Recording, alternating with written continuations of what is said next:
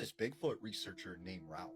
Now, Ralph had spent his whole life looking for Bigfoot. And he said, in all these years, he had never had an actual encounter. And he said that was really all he wanted more than anything was to experience firsthand Bigfoot. Now, he said he had heard about some Bigfoot sightings in northern Wisconsin near this Native American reservation. And so he made his way out to this area to stay for a couple of weeks. So he said when he got there, he met with this Native American man who knew the woods around this area pretty well. And he was talking with this guy, if I want to see, what you guys describe as Bigfoot, like where would I go? And so this guy, gets out a map and he says, I would check in this area and this area. Well, as Ralph is looking at this map, he notices there's an area that's circled and kind of crossed off. And Ralph's like, what is in this area? And he said, no, I don't talk about that. And he said, well, is there something there? And he says, look, do not go there. And he said, what do you mean? He said, that's where the young ones live. And he goes, what do you mean young ones? And he said, that's where the young ones of their kind, that is their home. They stay there. And it's a very dangerous place. Do not go to this place. So Ralph's like, okay, yeah, I'll stay away from there. But in his mind, he's thinking, for sure, I'm going to go and check this place out. So he sets off on this expedition through the woods. And sure enough, he makes his way onto the map to the area that's crossed out. So he said he gets there during the day and, he starts looking around this area, setting up equipment.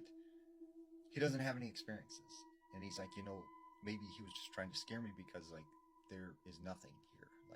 I'm looking for signs of Bigfoot. I don't see any footprints, markings, anything that would indicate that he would be in this area. But he decides, you know what, I'll stay a night and see what happens. So nightfall comes and it's completely dark. He has nothing but a flashlight at this time, and he is just kind of, sitting around waiting for something to happen. Well, in his backpack, he had brought this recording of a baby crying because there was this theory that Bigfoot may respond to young children crying. So he plays this recording on this CD player he has, and you could hear a baby crying throughout the woods. And he said, it was such a still, calm night that it probably was traveling a very, very good distance. And he said as soon as he puts this sound on, right, he can hear something crashing through the woods, and it's coming right towards his direction. And he said in various other places around him, he could hear these crashing sounds. And then he proceeded to hear these really loud screams. And he said at this moment, he started to panic because he's like, oh no, what did I do? I'm out here all alone. This is crazy. So he said he got down on the ground and he just started bawling. And he's like, please, I'm sorry I came here. Please just leave me alone. Please. And he said the screams just kept getting worse and worse. And the only thing he could think of was just to walk on his hands and knees and kind of crawl out of this area. So he began crawling, and he said all around him, he could just hear these things screaming and moving and running by him. And this whole time, it's completely dark. He doesn't want to turn on his flashlight and see what is out there. So he said he just kept crawling and crawling.